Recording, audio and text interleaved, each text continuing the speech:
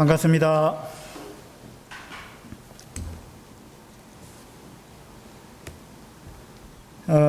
제가 국어 사전에 있는 어떤 단어에 대한 설명을 읽어 드릴 테니까 그 단어를 한번 맞춰 보시기 바랍니다. 어떤 단어인지.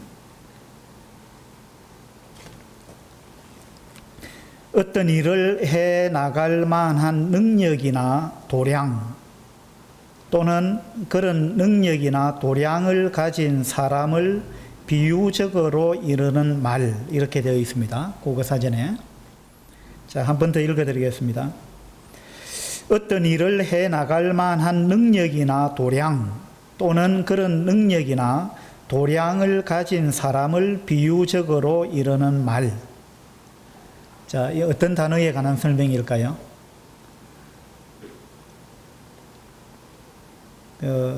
예를 들어놨는데 사전에 이것이 이제 어떤 단어입니다. 이것이 크다. 자, 사람을 비유적으로 이런 말인데 이것이 크다 또는 그 사람이 어디 그런 큰 일을 할 만한 이것이나 됩니까? 이렇게 예를 들어놨는데요. 지금 이 단어가 어떤 단어일까요? 모르겠습니까? 이 단어는 그릇에 관한 설명입니다. 그릇. 맞췄어요? 네. 은하이가 맞췄어요? 우리 윤찬영 형제님이 맞췄다 그러네요. 그릇에 관한 제 국어사전의 설명인데, 그릇은 뭐 이제 이런 것도 그릇이지만, 이제 비유적으로 사람을 그릇이라고 이제 표현하기도 한다는 거죠. 그래서 그릇이 크다 또는 그 사람이 어디 그런 큰 일을 할 만한 그릇이나 됩니까? 뭐 이렇게 이야기를 할 수 있는 거죠. 그러니까 우리 사람을 이제 그릇으로 이렇게 비유를 한 이런 글들을 우리가 볼 수 있습니다. 성경에도 이제 이런 내용들이 나오는데 한번 찾아보겠습니다. 디모데후서를 보겠습니다. 디모데후서 2장 20절과 21절입니다. 디모데후서 2장 20절. 큰 집에는 금그릇과 은그릇뿐 아니라 나무그릇과 질그릇도 있어 귀하게 쓰는 것도 있고 천하게 쓰는 것도 있나니. 자, 20절에 디모데후서 2장 20절에 보니까 큰 집에는, 어떤 큰 집에 이제 그릇이 많이 있겠죠. 금그릇도 있고 은그릇도 있고 나무그릇도 있고 질그릇도 있다, 이렇게 이야기하고 있습니다. 자, 어떤 그릇이 좋은 그릇일까요? 어떤 그릇이? 금그릇, 은그릇, 나무그릇, 질그릇, 지금 이렇게 이야기를 하고 있습니다. 질그릇은 흙으로 만든 그릇입니다. 근데 이제 이 말씀에 보면 귀하게 쓰는 것도 있고 천하게 쓰는 것도 있나니 이랬죠. 그러면 어떤 것이 귀한 그릇이냐, 어떤 것이 천한 그릇이냐, 이렇게 의문을 가져볼 수 있습니다. 21절에 답이 나오는데, 그러므로 누구든지 이런 것에서 자기를 깨끗하게 하면 귀히 쓰는 그릇이 되어 거룩하고 주인의 쓰심에 합당하며 모든 선한 일에 준비함이 되리라, 이렇게 나와 있습니다. 그러면 이제 어떤 그릇이 귀한 그릇이냐 하면 자기를 깨끗하게 하면은 귀한 그릇이 된다, 이렇게 나와 있죠. 그래서 이제 이 그릇을 사람으로 지금 비유를 하고 있는데, 우리는 다 이제 그릇에 해당합니다. 이 그릇은 무언가를 담기 위해서 이제 필요한 것이죠. 무엇을 담아서 쓰기 위해서 그릇은 존재합니다. 우리 사람도 마찬가지입니다. 우리 사람도 하나님께서 우리를 그릇으로 만드셨어요. 그래서 우리 속에 하나님은 무언가를, 하나님이 담고 싶은 무언가를 우리한테 담기를 원합니다. 담아서 그것을 하나님께서 우리라는 그릇을 쓰기를 원하는 거죠. 그런데 하나님께서 우리를 귀하게 쓰는 사람도 있고 좀 천하게 쓰는 사람도 있다, 이렇게 지금 말씀하고 있는 겁니다. 그러면 하나님께서 우리를 다 그릇으로 만드셨는데 우리가 이왕이면은 귀하게 쓰임 받는 그릇이 돼야 되지 않겠습니까? 그러면은 어떻게 해야 귀한 그릇이 될 수 있느냐? 첫 번째는 자기를 깨끗하게 해야 됩니다. 그렇죠? 자, 그 그릇이 아무리 금그릇이라 할지라도 또 은그릇이라 할지라도 그 그릇이 더럽다면 쓸 수가 없는 겁니다. 그런데 그것이 나무그릇이라 할지라도 또는 그것이 질그릇, 그냥 흙으로 만든 투박한 이런 그릇이라 할지라도 그 그릇이 깨끗하다면 주인이 그 그릇을 귀하게 쓰게 될 것입니다. 그 우리도 마찬가지입니다. 하나님은 우리를 쓰기를 원하십니다. 하나님은 우리를 사용하기를 원하시는 거예요.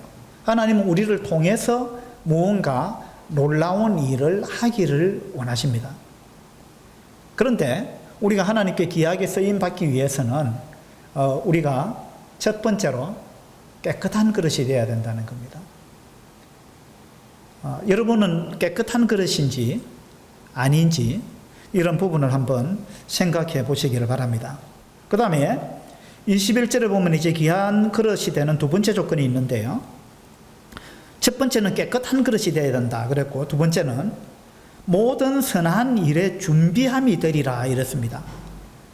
두 번째 귀하게 쓰임 받는 그릇의 조건은 무엇이냐 하면 준비된 그릇이 귀하게 쓰임 받는 그릇이다 이런 이야기입니다. 자, 준비되어 있느냐 이 말입니다. 그릇이 그럼 어떻게 하면 준비되어 있는 겁니까? 자, 뭐 깨끗한 것 아까 이야기했고, 또 다른 이제 방면에서 볼 때 어떤 그릇이 준비되어 있는 그릇이냐 이런 이야기죠. 그건 이렇게 아마 생각해 볼 수 있을 거예요. 그릇에 뭔가 가득 담겨 있으면 이건 준비된 그릇이 아니잖아요. 우리가 뭔가 그릇을 쓰려고 하는데 그릇에 뭔가가 막 가득 담겨 있다 그럼 못 쓰는 겁니다. 그러면은 준비된 그릇은 비어 있는 그릇이다. 이렇게 이제 생각할 수 있습니다. 그렇죠?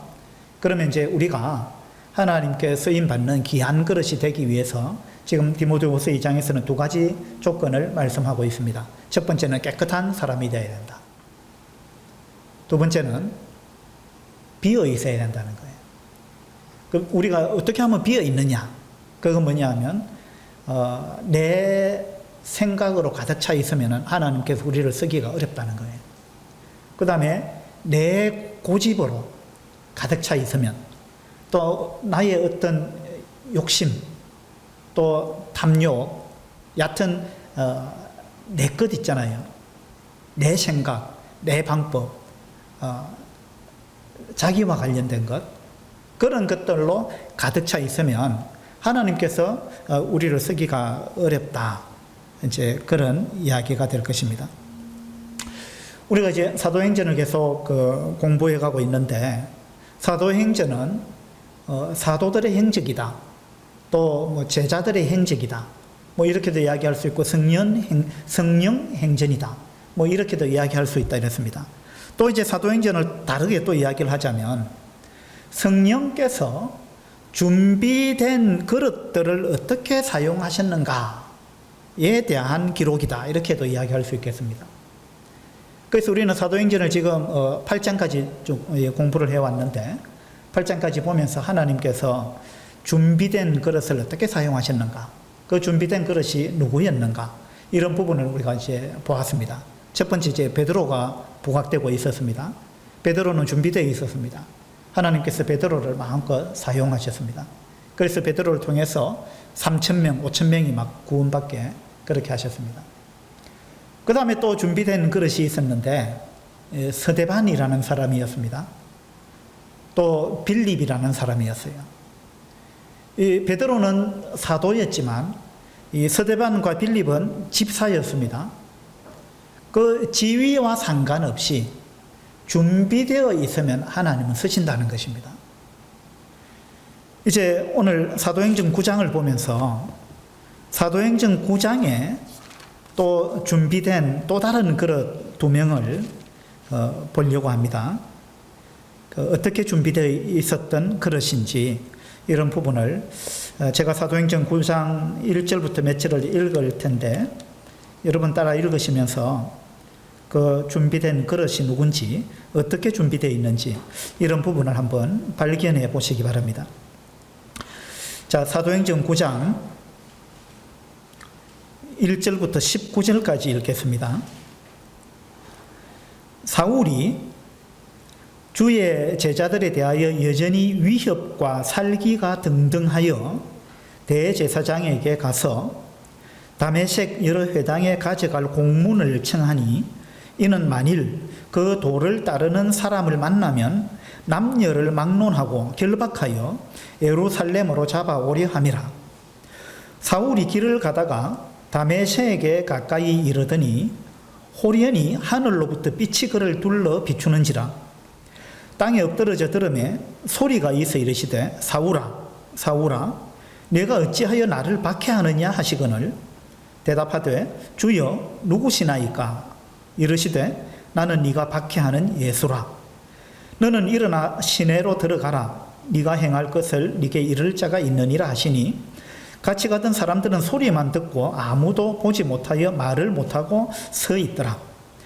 사울이 땅에서 일어나 눈은 뜨서나 아무것도 보지 못하고 사람의 손에 끌려 다메섹으로 들어가서 사흘 동안 보지 못하고 먹지도 마시지도 아니하니라. 그때에 다메섹에 아나니아라 하는 제자가 있더니 주께서 환상 중에 불러 이르시되 아나니아야 하시거늘 대답하되 주여 내가 여기 있나이다 하니 주께서 이르시되 일어나 직가라 하는 거리로 가서 유다의 집에서 다소 사람 사울이라 하는 사람을 찾으라. 그가 기도하는 중이니라. 그가 아나니아라 하는 사람이 들어와서 자기에게 안수하여 다시 보게 하는 것을 보았느니라 하시거늘 아나니아가 대답하되 주여 이 사람에 대하여 내가 여러 사람에게 듣사온 적 그가 예루살렘에서 주의 성도에게 적지 않은 해를 끼쳤다 하더니 여기서도 주의 이름을 부르는 모든 사람을 결박할 권한을 대제사장들에게서 받았나이다 하거늘 주께서 이르시되 가라. 이 사람은 내 이름을 이방인과 임금들과 이스라엘 자손들에게 전하기 위하여 택한 나의 그릇이라. 내가 내 이름을 위하여 얼마나 고난을 받아야 할 것을 내가 그에게 보이리라 하시니 아나니아가 떠나 그 집에 들어가서 그에게 안수하여 이르되 형제 사울아 주 곧 네가 오는 길에서 나타나셨던 예수께서 나를 보내어 너로 다시 보게 하시고 성령으로 충만하게 하신다 하니 즉시 사울의 눈에서 비늘 같은 것이 벗어져 다시 보게 된지라. 일어나 침례를 받고 음식을 먹음에 강건하여 지니라. 여기까지 보겠습니다. 여기 이제 하나님께서 쓰신 놀라운 두 그릇이 나옵니다. 누구죠? 예, 사울하고 또 한 사람은 아나니아라는 사람입니다. 사도행전의 전반부는 이제 베드로에 관한 이야기가 굉장히 많습니다.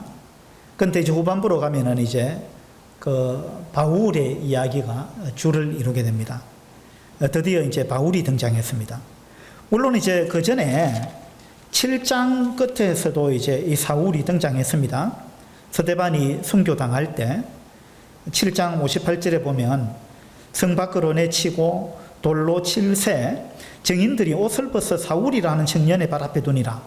그래서 스데반을 사람들이 돌로 쳐 죽일 때 사울이 스데반을 죽이는 그 일에 가담했던 그러한 사람입니다.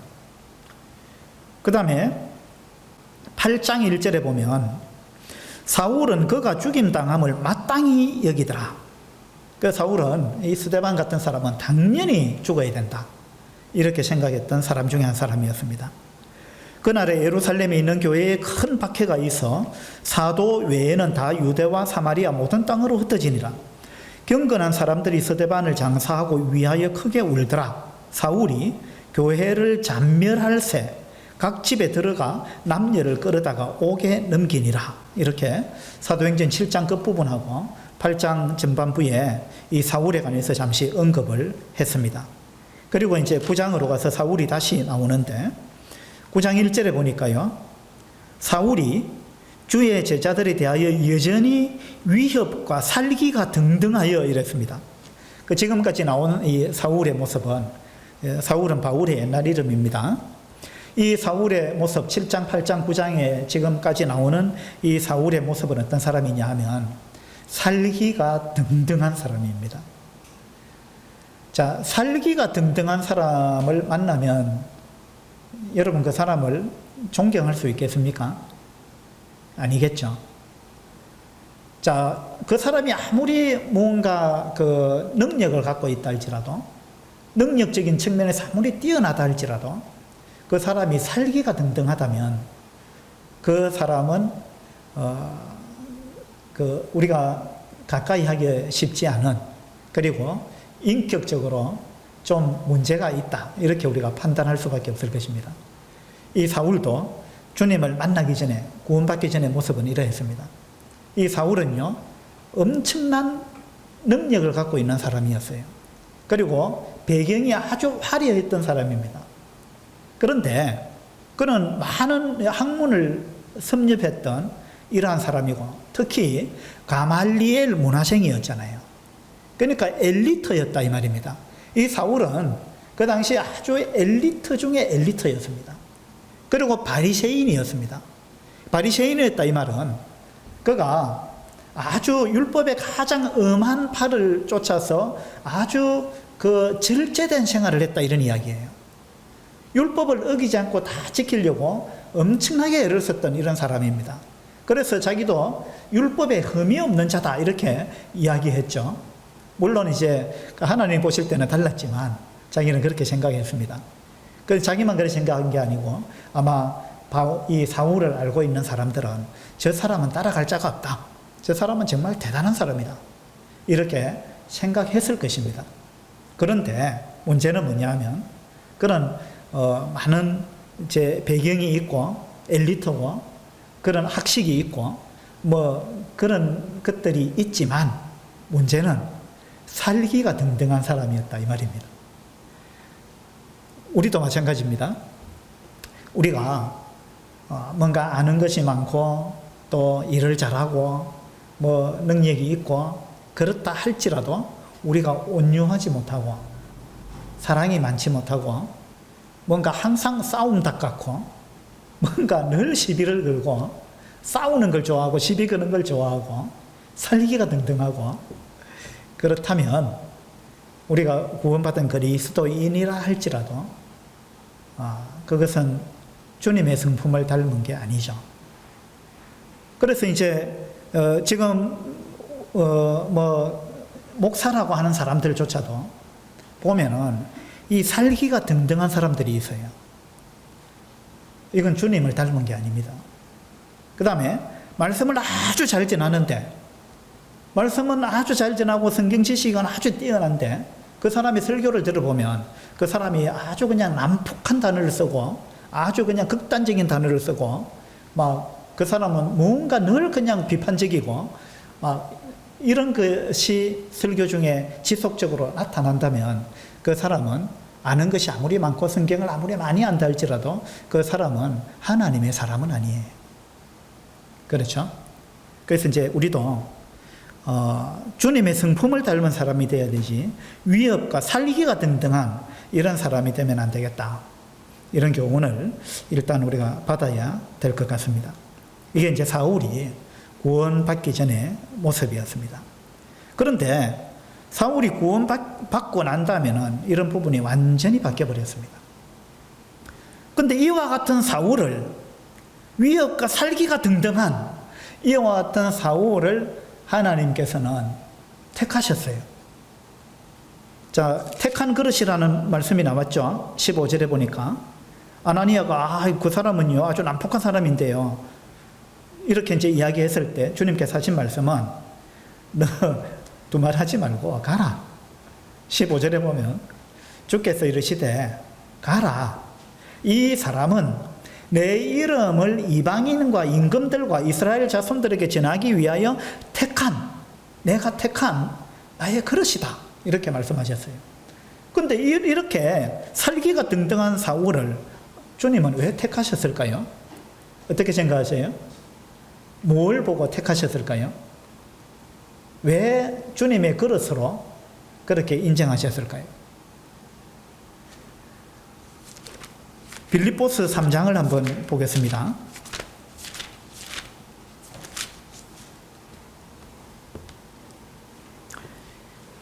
빌립보서 3장입니다.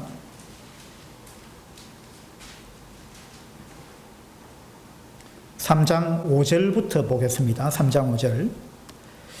나는 8일 만에 할례를 받고, 이 바울이 지금 자기에 관해서 하는 이야기입니다. 나는 8일 만에 할례를 받고 이스라엘 족속이요 베냐민 지파요 히브리인 중에 히브리인이요 율법으로는 바리새인이요 열심으로는 교회를 박해하고 율법의 의로는 흠이 없는 자라. 자, 바울이 지금 나도 자랑할 만한 게 있다. 그러면서 이제 자기 자랑을 좀 했습니다. 그러나 무엇이든지 내게 유익하던 것을 내가 그리스도를 위하여 다 해로 여길 뿐더러 또한 모든 것을 해로 여김은 내 주 그리스도 예수를 아는 지식이 가장 고상하기 때문이라.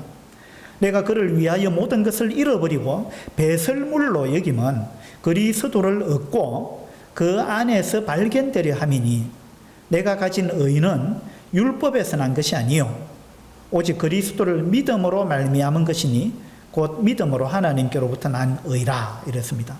그 다음에 11절에 보니까 내가 이미 얻었다 함도 아니요 온전히 이루었다 함도 아니라 오직 내가 그리스도 예수께 잡힌 바 된 그것을 잡으려고 달려가노라. 14절입니다. 표대를 향하여 그리스도 예수 안에서 하나님이 위에서 부르신 부름의 상을 위하여 달려가노라. 자, 우리는 이 빌립보서 3장을 통해서 바울이 어떤 사람이었는가, 바울한테는 어떤 부분이 있었는가, 하나님은 바울의 어떤 면을 보고 하나님의 그릇으로 그렇게 택하셨는가, 이런 부분에 대해서 우리가 좀 발견할 수가 있습니다. 첫 번째 그는요 6절에 보니까 열심이 있는 사람이었습니다. 열심이 있었어요.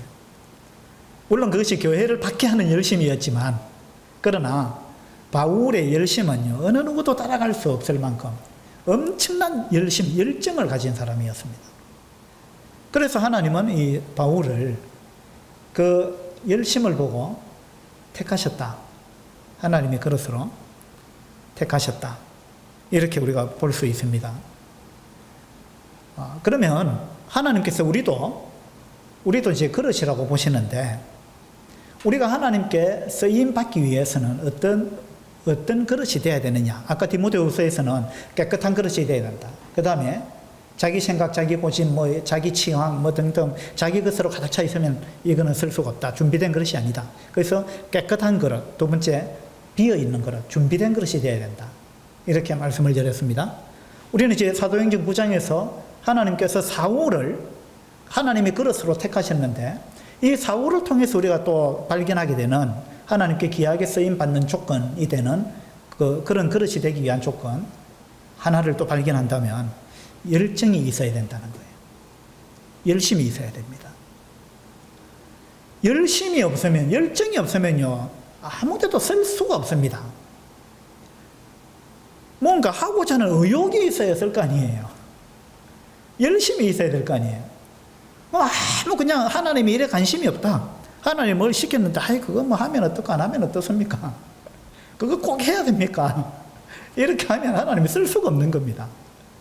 그래서 하나님께서 뭔가 하기를 원한다라고 우리한테 말씀하셨을 때 거기에 발벗고 나서가지고 뛰어들어서 거기에 시간을 들이고 자기 마음을 쏟고 그렇게 해서 바울은 달려간다 그랬잖아요. 물론 구원받고 나서 이제 그렇게 달려갔는데 바울은 구원받기 전에도 이런 열정과 달려가는 그런 열심을 가진 사람이었어요. 하나님은 바울의 이 모습을 봤습니다. 여러분 어떻습니까? 여러분 열정이 있습니까? 열심이 있습니까?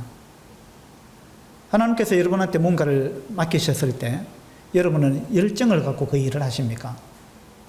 아니면은 의욕이 없습니까? 이거만 내가 안 해도 누가 하겠지.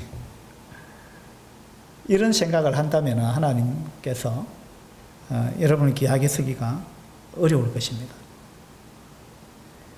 이 바울은요, 대단한 열정을 가진 그런 사람이었습니다. 그 다음에 바울은 엄청난 배경을 갖고 있는 사람이다 그랬잖아요. 자기도 그걸 인정하고 있죠. 그런데 바울은 딱 구원받고 나서 자기가 가지고 있는 자랑스러운 배경, 그걸 다 그냥 내려놨습니다. 그걸 뭐처럼 여긴다 그랬어요? 배설물로 같이 여긴다 그랬습니다. 내가 가말리엘 문화생인데, 내가 가말리엘 제자인데, 이건요, 엄청난 이 자존심, 자부심이죠. 나는 서울대 출신인데, 뭐 이런 거 아니에요. 그러니까 이 바울은 엄청난 자부심을 갖고 있었습니다. 나는 히브리인 중에 히브리인이다. 나는 베냐민 지파다. 베냐민 지파가 유다 지파에 얼마나 충성했습니까? 그러니까 여하튼 모든 측면에 있어서 바울은 자랑할 만한 것이 많이 있었습니다.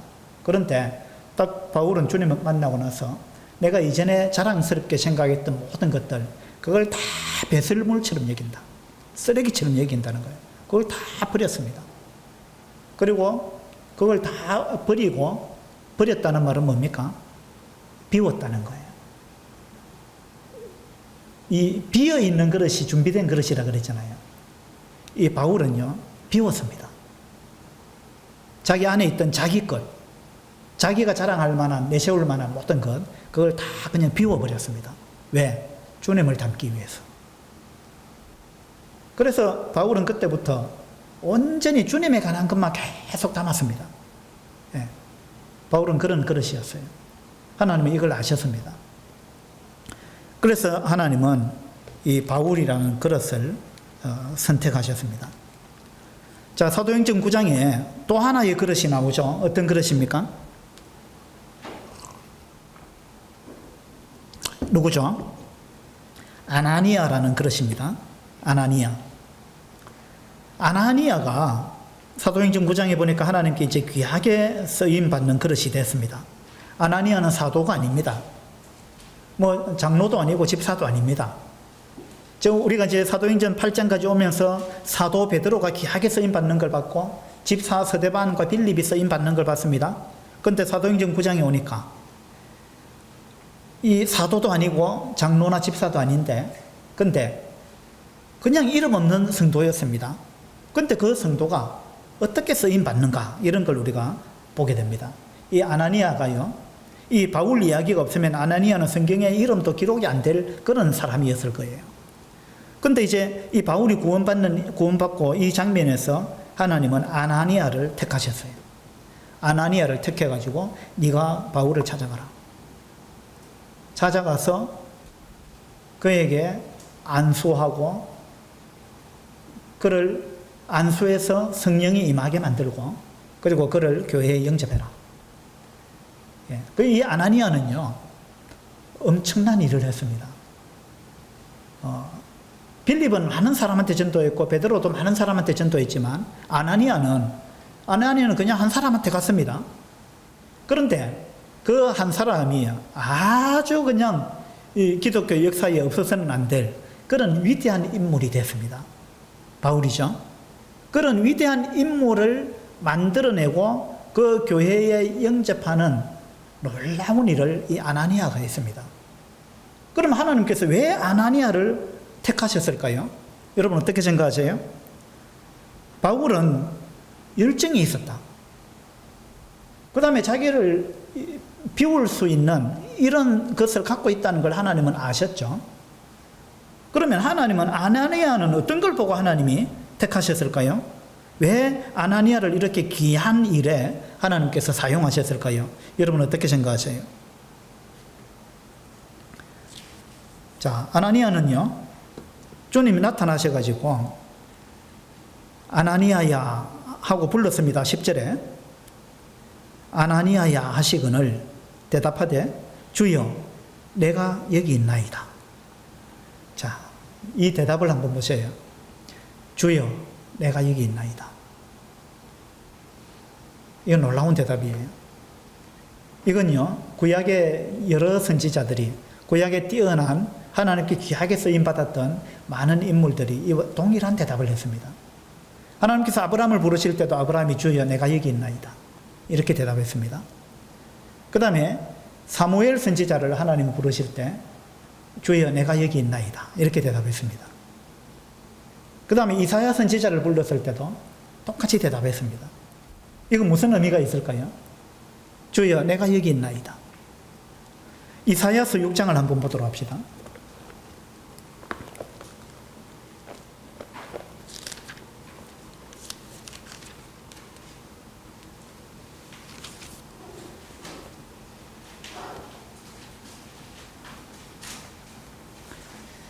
이사야서 6장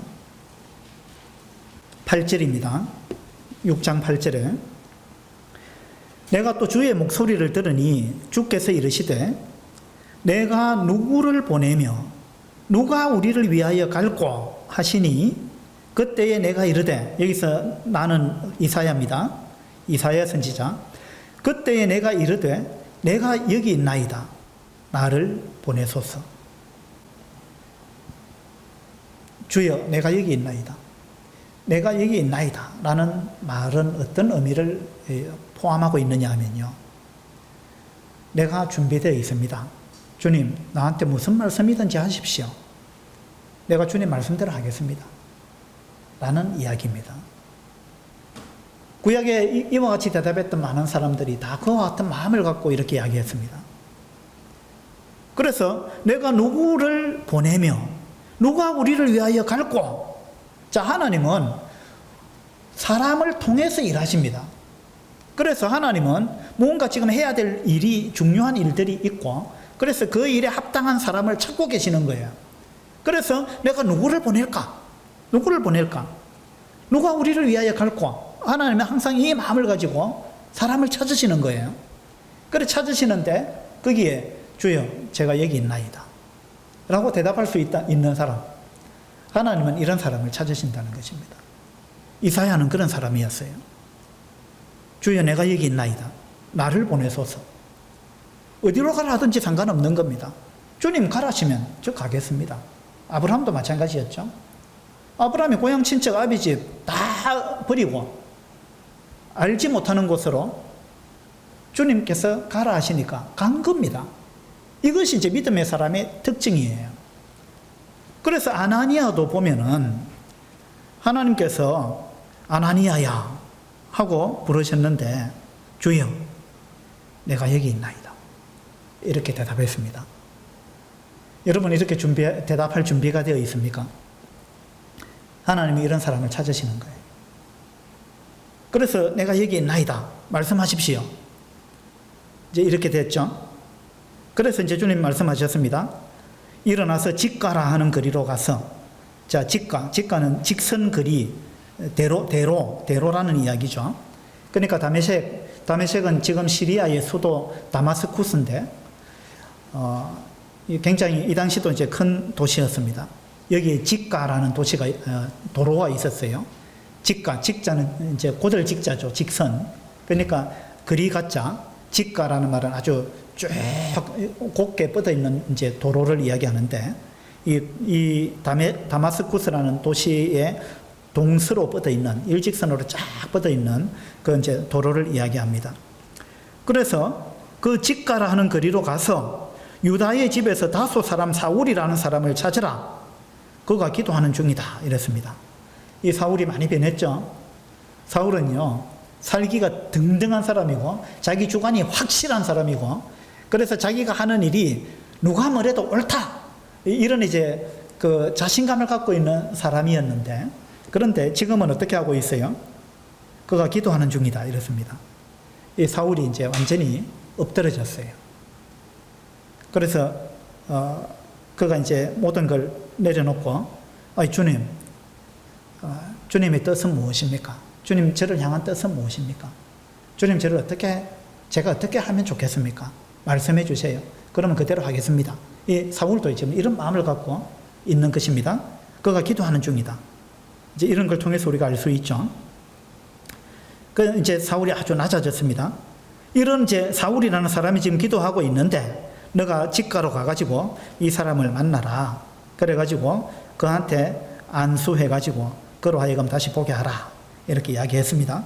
그 여러분 같으면 어떻게 하시겠어요?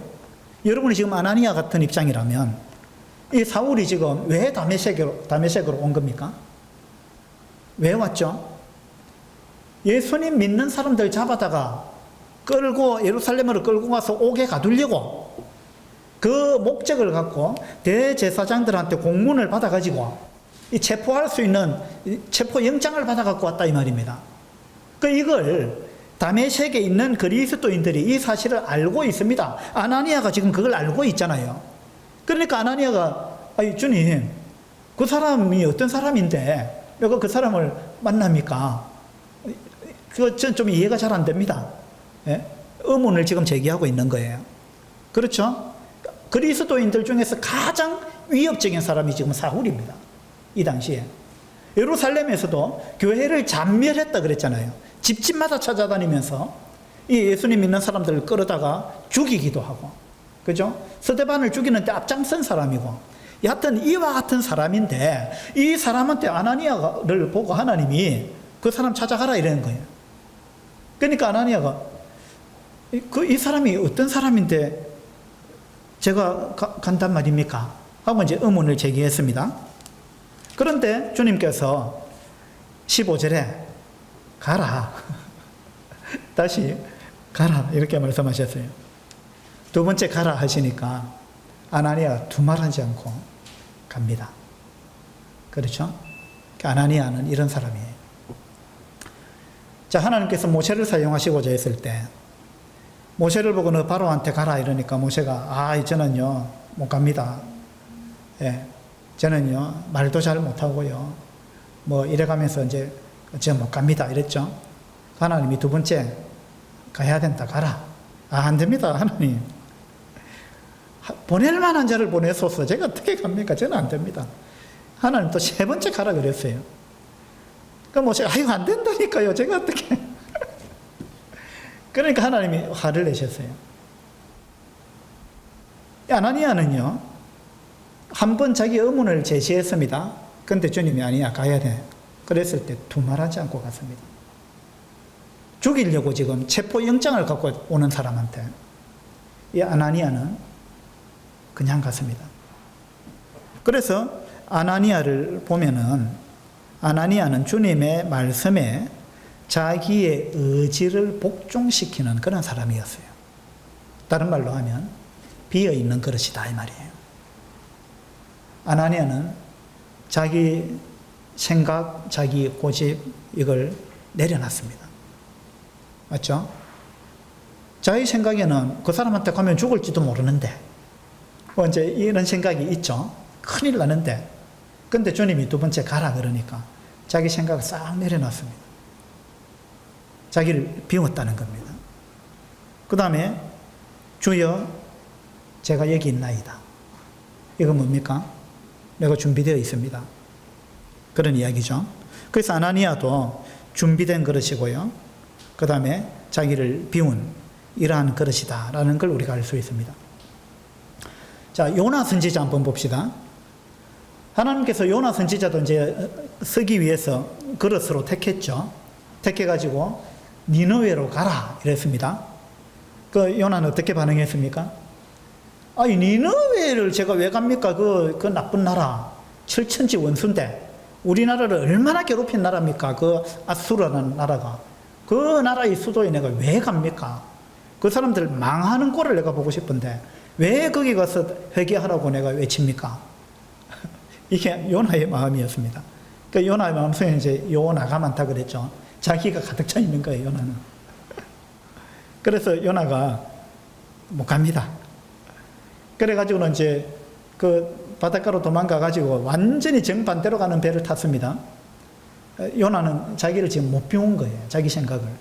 내려놓지 못했습니다. 그래서 아수르는 동쪽인데 동쪽으로 가야 되는데 배를 타고 서쪽으로 완전히 반대 방향으로 다시스로 지금 요나는 갔습니다. 그죠? 이건 자기를 비우지 못한 모습입니다. 그런데 아나니아는 그렇지 않았어요. 주님께서 두 번째 가라 하니까 두말하지 않고 갔습니다. 요나는 어떻게 보면 선지자고요. 아나니아는 아무 이름 없는 사람인데 그릇으로 치면 요나는 금그릇인지도 몰라요. 선지자, 아주 뛰어난 그런 이름 있는 사람이잖아요. 그래서 요나는 어떻게 보면 금그릇이고, 아나니아는 어떻게 보면 질그릇이에요. 질그릇. 그냥 이름 없는 사람이에요.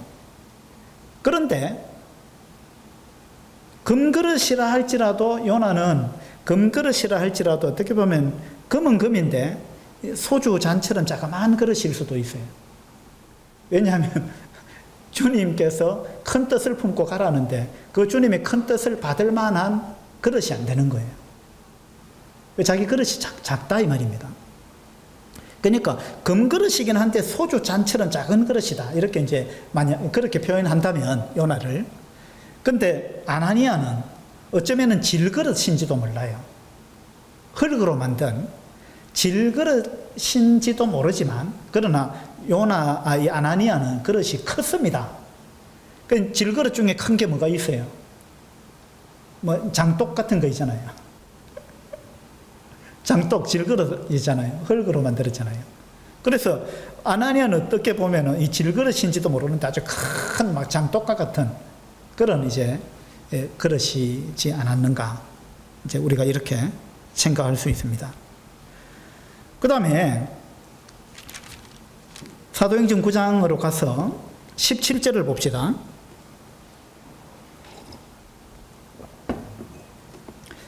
아나니아가 떠나 그 집에 들어가서 그에게 안수하여 이르되, 자, 아나니아가 첫 번째로 한 말이 형제 사울아 이렇게 불렀습니다.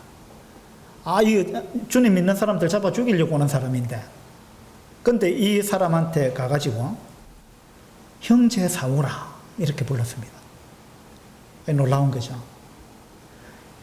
지금 예루살렘 교회에서는요, 26절에 보면 사울이 예루살렘에 가서, 지금 이거는 지금 이 사울이 구원받고 한 3년이 지났을 때 시점입니다. 사울이 예루살렘에 가서 제자들을 사귀고자 하나 다 두려워하여 그가 제자됨을 믿지 아니하니 이랬죠. 이 예루살렘에 있는 그리스도인들은요, 사울이 구원받고 다메섹에서 막 복음을 전하고 막 이렇게 하고 막 3년이 지났습니다.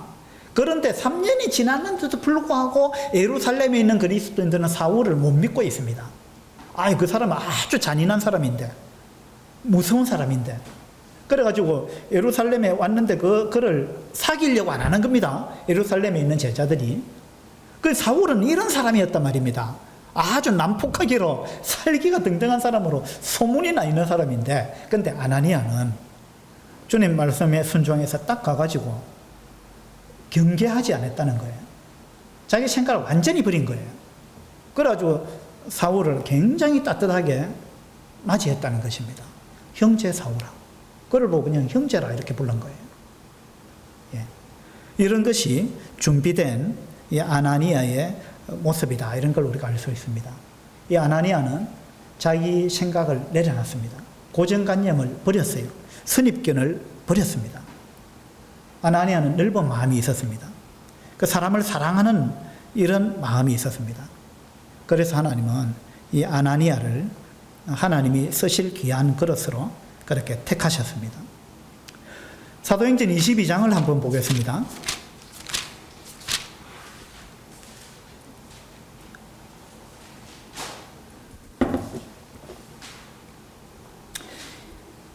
이 사울이 구원받는 장면은 사도행전 9장에도 나오고, 그 다음에 사도행전 22장에 이 사울이 구원 간증하면서 자기가 어떻게 구원받았는가 이런 걸 한 번 더 이야기를 하고 있고, 또 26장에도 구원 간증을 또 한 번 하고 있죠.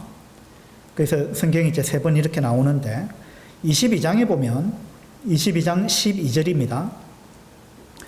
율법에 따라 경건한 사람으로 거기 사는 모든 유대인들에게 칭찬을 듣는 아나니아라 하는 이가 내게 와 곁에 서서 말하되 형제 사울아 다시 보라 하거늘 즉시 그를 쳐다보았노라. 그래서 이제 바울이 구원 간증을 하면서 아나니아에 관해서 소개를 하고 있습니다. 어떤 사람이죠? 아나니아가 율법에 따라 경건한 사람으로. 자, 아나니아는요 경건한 삶을 살고 있는 사람이었습니다. 그러니까 아나니아는 준비된 그릇이에요. 아나니아는 경건한 삶을 살고 있었기 때문에 경건한 삶, 깨끗한 그릇이다 이 말입니다. 아까 디모데후서에 귀 쓰는 그릇이 되기 위해서는 첫 번째 조건이 깨끗해야 된다 그랬잖아요. 아나니아는 이름 없는 그리스도인이었지만 그러나 그는 경건한 삶을 살고 있는 사람이었다 이 말입니다.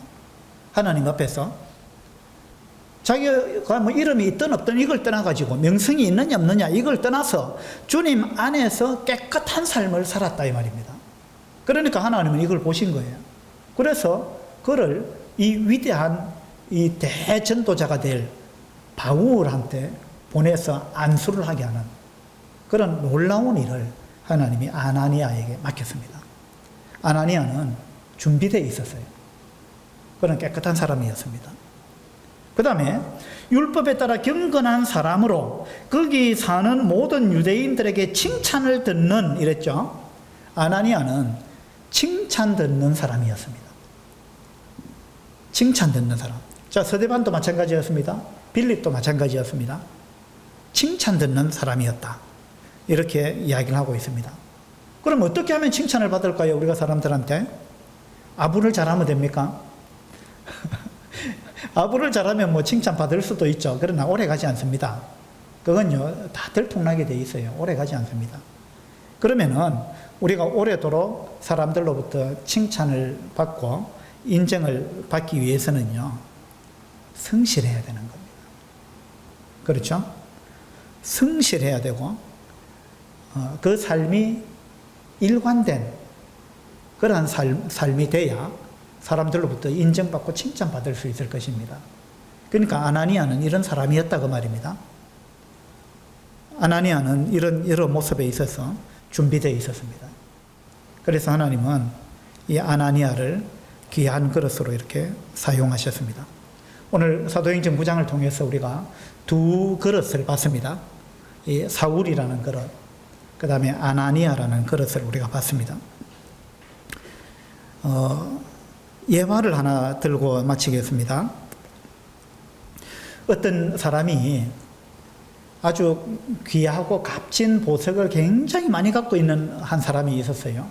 그래서 이 사람이 사람들한테 이 보물을 그냥 좀 나눠주고 싶었습니다. 그래서 이제 뭐라고 이야기를 했느냐 하면, 나한테는 금이나 은보다도 더 귀한 보석이 많이 있는데 이걸 내가 좀 나눠드리고 싶다. 그러니까 이걸 받기를 원하시는 분은 그릇을 하나씩 갖고 오십시오. 딱 두 번은 줄 수 없고 한 번은 제가 드릴 수 있는데 그릇을 갖고 오시면 그 그릇에 제가 가득 담아 드리겠습니다. 이렇게 이야기했습니다. 그래서 이제 어떤 사람이 금보다 은보다 더 귀한 보석을 그냥 준다는데, 그렇게 귀한 보석을 준다는데 내가 큰 그릇을 가져가면 안 줄 수도 있지 않겠는가. 그래서 그 사람 마음 변하기 전에 그 사람 마음이 변하지 않도록 적당한 그릇을 가져가야지. 이래가지고 좀 자그마한 그릇을 갖고 갔습니다. 그러니까 자그마한 그릇을 가져갔는데 이 정도는 주겠지. 이렇게 하고 이제 가져갔습니다. 근데 이 사람이 그 보석을 갖고 있는 사람이 그 사람이 가져온 그릇에 가득 담아가지고 줬습니다. 이 사람이 아주 기분 좋게 갖고 나갔습니다. 이제 두 번째 사람이 왔어요. 두 번째 사람이 첫 사람이 이 자그마한 그릇에 가득 담아가는 걸 봤어요. 그 두 번째 사람이 나는 저거보다 좀 더 받아야 될 텐데 이래가지고 조금 더 큰 그릇을 가져갔어요. 그러니까 이 보석을 갖고 있는 사람이 이 좀 더 큰 그릇에 가득 담아서 또 줬습니다. 그러니까 이제 그걸 보고 세 번째 사람이 저만큼 더 주네. 그럼 나는 좀 더 큰 걸 가져가 봐야지 하고는 좀 더 큰 걸 또 가져갔습니다. 큰 그릇을. 어떻게 했을까요? 그게 또 가득 담아줬습니다. 예. 네 번째 사람이 보고 놀랍다. 그러면서 이제 네 번째 사람은 아주 큰 그릇을 가져갔어요. 그러니까 이 큰 그릇에 또 가득 담아줬습니다. 그러니까 이제 첫 번째 보석을 받아온 사람 기분이 어떻겠어요? 첫 번째 이 자그마한 그릇에 받아온 사람, 이제 기회는 한 번밖에 없다 그랬거든. 그러니까 이 사람이 이제 화가 난 거예요. 그래서 찾아가서 이제 따졌습니다. 이 사람이 공평해야지. 누구는 막 이렇게 큰 그릇에 보석을 담아주고 나는 조그마한 그릇에 주고 어떻게 그럴 수 있습니까? 공평해야지. 그렇게 이야기했습니다. 그러니까 이 보석 주인이 뭐라고 이야기했겠어요? 당신 나를 원망할 이유가 없다. 왜냐하면 내가 그릇 가져오면 다 가득 담아주겠다 그랬지 않느냐. 나는 많이 주고 싶었다. 나는 많이 주고 싶었는데 당신이 작은 그릇을 가져왔지 않느냐. 그러니까 나한테 원망할 필요가 없다. 당신이 작은 그릇을 가져와 놓고 왜 나한테 원망하느냐. 이제 그렇게 이야기한 거예요. 물론 만들어낸 이야기겠지만, 그죠? 하나님은 우리를 그릇으로 보십니다. 하나님은 우리를 귀하게 쓰고 싶어 하셔요. 근데 쓸 수 없는 그릇이 있습니다. 깨끗하지 않은 그릇. 그 다음에 뭔가 가득 담겨 있는 그릇. 잡동사니로. 우리가 생각할 때는 아주 뭐 중요한 걸 막 담아 놓은 것 같은데 하나님 볼 때는 쓸모없는 걸 막 담아 놓은 거예요. 그래서 그런 걸로 가득 담아 놓은 사람. 이런 그릇은 하나님이 쓸 수가 없다는 겁니다. 그 다음에 또 작은 그릇은 하나님이 쓰기가 어렵다는 거예요. 하나님은 큰 걸 계획하고 계시는데 이 큰 일을 해야 되는데 우리 그릇이 자그마하면 이걸 담을 수가 없다는 거예요. 우리 집에 블루베리를 120주를 키우고 있는데 처음에 가져올 때는 자그마한 화분에 모종을 갖고 왔습니다. 근데 이걸 이제 이만큼 큰 그 푸대로 된 화분 거기다가 다 심었거든요. 이렇게 큰 데다 심었습니다. 그 심고 한 10그루 정도가 남아가지고 10그루는 이 작은 화분에 그대로 뒀습니다. 그래가지고 몇 달이 지금 지났잖아요. 우리 집에 와보신 분은 알겠지만 똑같은 그 묘목이었는데 똑같은 크기의 나무였는데 처음에 이걸 큰 화분에 옮겨 놓은 그 블루베리 나무는요 지금 엄청나게 컸습니다. 아주 그냥 줄기가 막 굵어지고요 튼튼한 나무가 됐어요. 근데 놀라운 거는 이걸 큰 화분에 옮겨 심지 않고 작은 화분에 그대로 둔 그 블루베리는요 아주 손가락처럼 가느다란 그대로 있어요. 그리고 키도 자그마해요. 제가 그거 보면서 참 신기했어요. 아니, 똑같은 나무인데 큰 화분에 심어 놓으니까 엄청나게 크게 자라더라는 거예요. 튼튼해지고. 작은 화분에 있는 건 안 자라는 거예요, 이게. 예. 그래서 우리가 큰 그릇이 되는 것, 이것이 하나님께 쓰임받기 위해서 필요한 부분 중에 한 부분입니다. 여러분은 그릇 크기가 얼마나 하십니까? 여러분 소주 잔만 합니까? 여러분의 그릇이? 자, 한번 생각해 보세요. 안 그러면은 자기 뭐 두세 통 드는 돌 항아리가 있었다. 요한복음에 나오죠. 그런 것처럼 큰 항아리입니까? 장독처럼 큰 항아리입니까? 아니면 소주잔 같습니까? 안 그러면 밥그릇만 합니까? 여러분 한번 생각해 보세요. 여러분은 어떤 그릇이에요? 여러분은 깨끗한 그릇입니까? 비워져 있는 그릇입니까? 아니면 자그마한 그릇입니까? 큰 그릇입니까? 여러분 한번 생각해 보시고 주님 쓰시기에 귀한 그릇, 그런 그릇으로 여러분이 준비될 수 있으면 좋겠다. 자, 이런 생각이 듭니다. 열왕기하 4장에 보면 엘리사 선지자가 그 선지자의 아내, 자기 선지자 된 남편은 죽고 선지자의 아내가 이제 아들 2명을 데리고 갑으로 살고 있는 그 아내가 나오죠. 그 빚을 졌습니다. 그 사람들이 빚을 준 사람들이 와가지고 그 자기 아들 2명을 막 종으로 데려가려고 하는 이런 지경에 이르렀어요. 그래가지고 이 여자가 엘리사한테 어떻게 해야 되겠느냐, 저를 좀 도와달라 그랬습니다. 그 엘리사가 그랬죠. 당신 집에 뭐가 있느냐 물었습니다. 우리 집에 아무것도 없고 한 그릇에 담겨 있는 기름 그것밖에 없다. 그렇게 이야기했습니다. 한 그릇 기름밖에 없다. 그래서 엘리사가 뭐라 그랬어요? 이웃에 가가지고 그 그릇을 빌려라. 조금 빌리지 말라 이랬습니다. 많이 빌리라 그랬어요. 그릇을 빌려라. 그리고 너희들이 이제 방 안에 들어가서 빌려온 그릇을 놓고 너희 집에 있는 한 그릇, 그것만큼밖에 없는 기름, 그걸 빌려온 그릇에다가 부어라. 그렇게 이야기했습니다. 그래가지고 이 한 그릇밖에 안 되는 기름을 빌려온 그릇에다가 한번 부었습니다.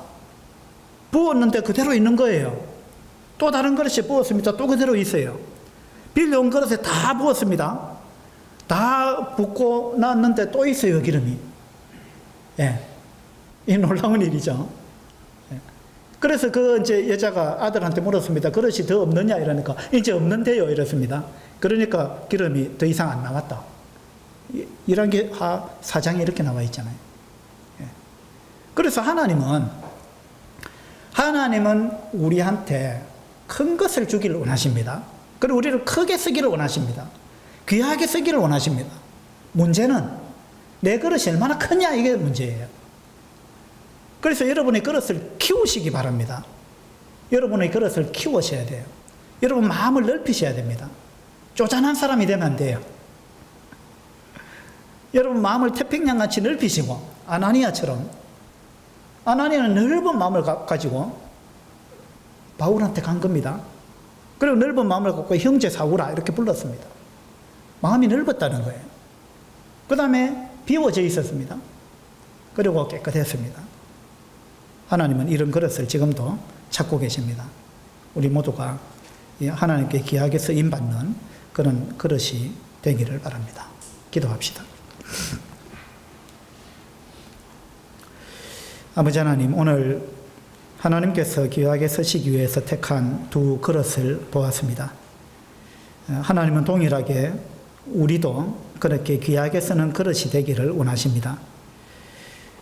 우리가 귀하게 쓰임받기 위해서 깨끗한 그릇이 되어야 되고, 또 나의 잡동사니로 가득 채워져 있는 나의 고집이나 내 생각, 이런 것들로 가득 차 있는 그런 그릇이 되면 하나님께서 우리를 쓰기가 어렵다는 사실을 우리가 생각해 보았습니다. 또 우리 그릇이 너무 작기 때문에 하나님께서 우리를 쓰기가 참 어려운 이러한 부분이 있다는 것도 생각해 보았습니다. 아버지 하나님, 도와주셔서 우리가 하나님 쓰시기에 합당한 그런 예비된 그릇이 되게 해주시고 우리 자신을 키워갈 수 있도록 해주시기를 바랍니다. 감사드리며 우리 주 예수 그리스도 이름으로 기도합니다. 아멘. 수고하셨습니다.